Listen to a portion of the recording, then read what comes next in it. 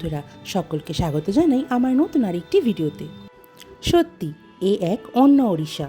ওড়িশা বলতেই আদ্যপ্রান্ত বাঙালি পর্যটকরা পুরী, কটক, ভুবনেশ্বর, পুরী সমুদ্র আর জয় জগন্নাথের মন্দির বা নন্দনকানন, কোণার্কের সূর্য মন্দির এটাই জেনে এসেছে। কিন্তু এই স্থানে না আসলে আমি গুণাক্ষরেও টের পেতাম না এই অন্য উড়িষ্যার জগৎ আরও মায়াবী, আরও সুন্দর। আজকের ভিডিও নিয়ে এসেছি উড়িষ্যার অন্য এক প্রান্ত, সেখানকার খুবই জাগ্রত সতীর ৫১ পীঠের একটি পীঠস্থান। অবাক দৃষ্টিতে এই জায়গার সৌন্দর্য, মায়াবী মুগ্ধতা আমি উপভোগ করেছি। স্থান আমার মনে এক বিশাল জায়গা অধিকার করে নিয়েছে। এই স্থানটি কোথায়, কিভাবে যাবেন, কোথায় থাকবেন তা জানতে অবশ্যই ভিডিওটি সম্পূর্ণ দেখতে হবে। চলুন শুরু করা যাক আজকের এই ভিডিও। উড়িষ্যা বরাবরই মন্দির প্রিয় একটি রাজ্য। হিন্দু ধর্মাবলম্বীদের বিভিন্ন দেবদেবীর উপাসনাই এই রাজ্যে হয়ে থাকে। সতীর ৫১ পীঠের মধ্যে বেশ কিছু শক্তিপীঠ উড়িষ্যার বিভিন্ন প্রান্তে থাকলেও এই শক্তিপীঠ মা তারাতারিণী নামেই পরিচিত। উড়িষ্যার গঞ্জাম জেলায় পুরুষোত্তমপুরে ঋষিকৈলা নদীর তীরে অবস্থিত কুমারী পর্বতের একেবারে চূড়ায় এই মন্দিরের অবস্থান সত্যিই মনোমুগ্ধকর, এক কথায় অনবদ্য। উড়িষ্যার দক্ষিণ প্রান্তে অবস্থিত জেলাগুলির প্রায় সবকটি হিন্দু পরিবারই এই মা তারাতারিণীকে নিজেদের ইষ্ট দেবীর হিসেবে পূজা অর্চনা করে এসেছেন বহুকাল ধরে। কথিত আছে, সতীর দেহত্যাগের পরে তার স্তনযুগল এই ঋষিকৈলা নদীর তীরবর্তী কুমারী পর্বতে কোথাও পড়েছিল। সেই থেকেই এই মহাজাগ্রত এক শক্তিপীঠের সূচনা। মন্দিরের মূল ফটকের আগেই রয়েছে বিভিন্ন ছোট বড় দোকান। এখান থেকে পূজা সামগ্রী ডালা সহকারে আপনারা নিতে পারেন, জুতা খোলার প্রয়োজন পড়বে না। বাসে চেপে পাহাড়ি আঁকামাঁকা রাস্তা দিয়ে চূড়ায় মন্দিরের স্থান পর্যন্ত যেতে যেতে এই কুমারী পর্বতের অপরূপ নৈসর্গিক শোভায় আপনি মুগ্ধ হবেনই হবেন। রাস্তার আশেপাশেই লক্ষ্য করবেন প্রচুর হনুমান, তাই অবশ্যই নিজেদের ব্যাগ, মোবাইল এবং অন্যান্য কিছু সাবধানে রাখবেন। এই মন্দিরে দর্শন করবার সময়গুলি হল সকাল ৬:৩০ থেকে ১২:৩০, আবার দুপুর ২টো থেকে ৫:৩০ এবং সর্বশেষে সন্ধ্যা ৬:৩০ থেকে রাত্রি ৮:৩০। তবে আমরা সকাল ৬:৩০ থেকে ৭টার মধ্যে গিয়েই এর অপরূপ সৌন্দর্য ও পারিপার্শ্বিক পরিবেশের শোভা দেখে মুগ্ধ হয়ে যাই। এই মন্দিরে আসতে হলে আপনাকে নিকটবর্তী রেলওয়ে স্টেশন ব্রহ্মপুরে নামতে হবে। এখান থেকে অনেকেই সি বিচ পর্যটন স্থান গোপালপুরে ঘুরে আসেন।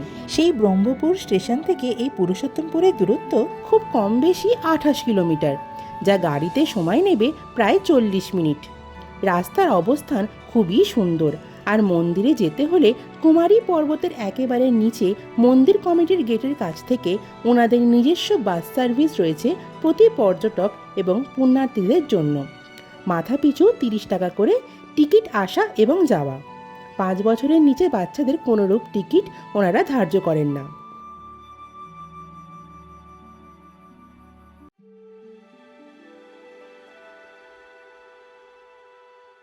পাহাড়ের চূড়ায় বাস থেকে যেখানে আপনাদের নামাবে, সেখান থেকে ঋষিকৈলা নদীর এক অদ্ভুত মায়াবী দৃশ্য আপনার দৃষ্টি আকর্ষণ করবে। এখানেই থাকা স্থানে জুতা খুলে কল থেকে আপনি পা ধুয়ে মন্দিরে প্রবেশ করতে পারেন। চলুন মন্দিরের ভিতরটা দেখে নেওয়া যাক।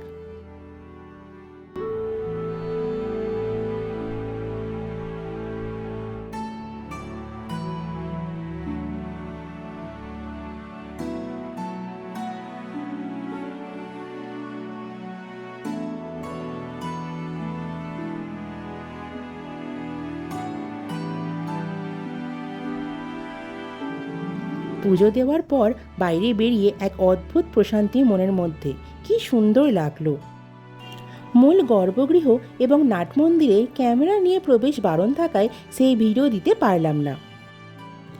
এবার মন্দিরের মূল প্রান্ত ছেড়ে নাট মন্দির পেরিয়ে অন্য প্রান্তে গিয়েই এক অদ্ভুত জগৎ, এক বিশাল প্রকাণ্ড ক্ষেত্র, যেখানে বিভিন্ন বিকিনি হয়ে চলেছে। আর সেখান থেকে এই পুরুষোত্তমপুর শহরটি একটা প্যানোরামিক ভিউ সব স্থান থেকেই বিরাজমান।